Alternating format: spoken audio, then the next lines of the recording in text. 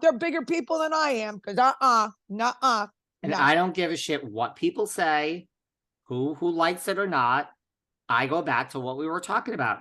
Louie is having a good influence on her. I'm sorry, that scene where he's like, listen, do you want to call your brother? I think you should, but do you want to? I'm sorry. There's nothing wrong. That's a perfect way to handle that as a husband. He's not demanding she calls. He's suggesting it. Now, I would do it. And she's like, you're right. Like, so I agree with you. I still think it's his influence. I have never, I mean, do you recognize her in that interview? She is, first of all, she was kind of, I can't believe I'm saying this. I think, listen, and I think you know what she was too? I'm shocked I'm going to say this. She was kind of almost well-spoken. Now, I think she's being coached. I think she has some kind of a coach that's teaching her how to do interviews, because she's come a long way. She's got to have some kind of coach who's teaching her how to interview, teaching her how to speak, not quietly. How can I explain this? Like slower, so that you could understand what she's saying. There's definitely a big change in the way she's doing her interviews. Okay, welcome to the game 13 years later. Like, I agree. I agree.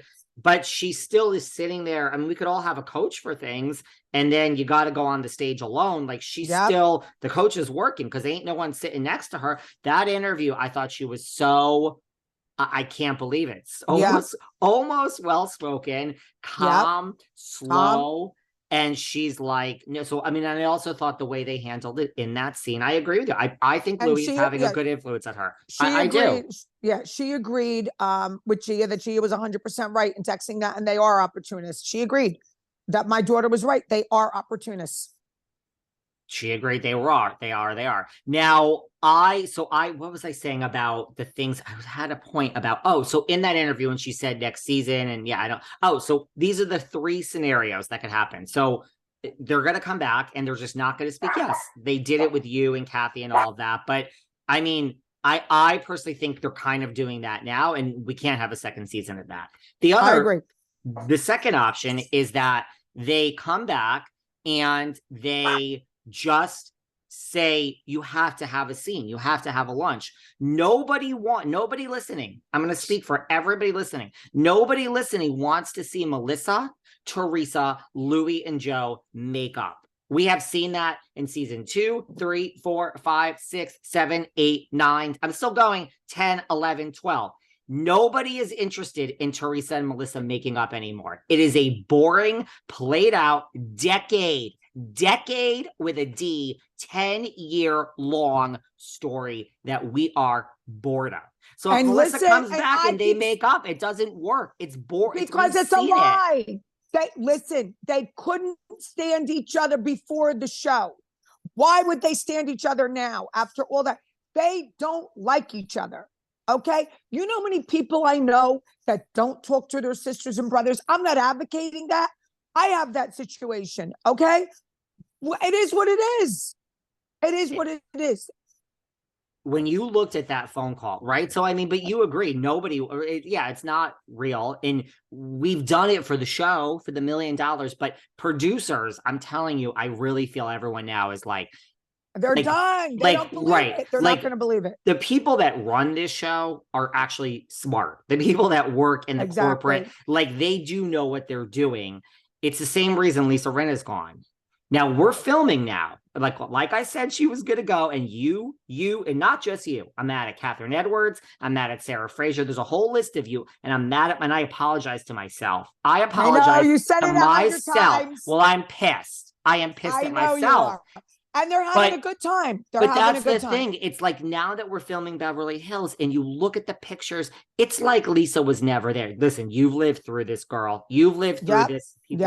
When you're gone and the new season films, it's like you were never there. You know, yes, it's like life moves. When Melissa is not there next season, we are going to say, and you almost feel stupid. you feel stupid. We wasted so much time on bots and Rinna and Kathy. You feel stupid because like it was a moment in time. When Melissa is gone next season, we're all going to feel so fucking stupid for spending so much time talking about Teresa versus Melissa. Yep. And listen, Teresa will be happy and Fuda will be happy and everyone, it's good. Yeah, no one's going to care. Nope. They never really had a strong storyline. They really didn't. They never really came on with a strong storyline.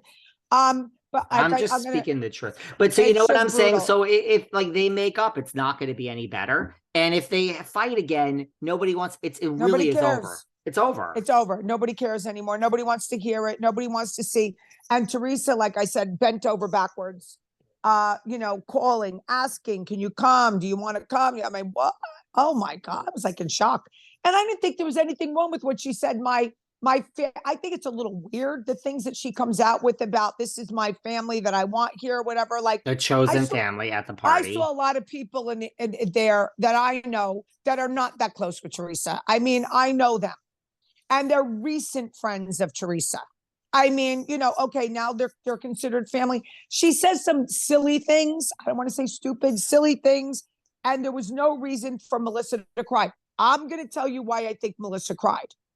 And someone DM'd me this too. Because she knows that this is her last season. Bye-bye. That's why she was crying. She realized when she was talking to those young girls and she was walking around that she felt like no one cared.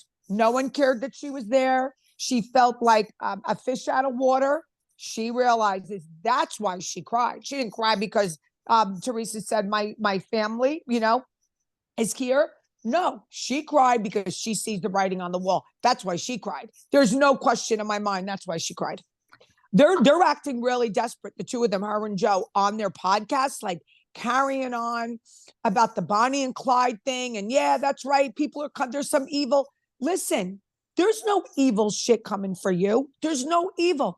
Unfortunately, the people that have been suing and doing whatever, they're all speaking out. This has been going on for years and you've been the Teflon Don.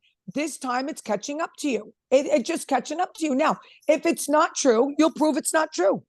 I don't think there's anything evil with the people that you owe 100 and something thousand for cement or the other people that you didn't pay there. There's nothing evil about wanting your money that you did your work for. What's evil about it? What's so evil? I don't get it. I agree with all of it. At first, she didn't just say it's her chosen family. I thought the really shady thing was when she says, you know, like, we love you all, everyone that's here, you know, everyone that we want to be here is here. I mean, girl, you're obviously talking about your brother and sending a message, but I mean, I agree with you. I think Melissa's crying because she knows it's over, but yes, that's what I'm saying. I'm telling you, watch every group scene from now until the end of the season. I think those are the most telling. Not the alone scene. We're going to see Margaret and we're going to see Melissa and Jackie and we're not going to see Jackie because she's a friend. She's been demoted, but we're going to see Jennifer. But the group scenes, we are watching we are being told every group scene, you guys should pay attention. These are the people that are being fired. Like the way it's being edited is just, this is happening before our eyes, guys. Like, yes, well, open your eyes and pay attention, right? I agree with you. Now, it's not going to be all about Danielle and Fuda in a group scene, but if you really look at the nuances, yeah, Melissa, girl, nobody cares. I mean, I don't think Melissa's dumb. I don't think Jennifer's dumb. I think the people that have been around know it, and they're just like, wow. Yep. Yeah. No, right? I agree with you. And like really I said, and that's why she was crying. So let's. And by the way, I want to just say one thing. They are acting crazy. I mean, on their podcast, they're saying like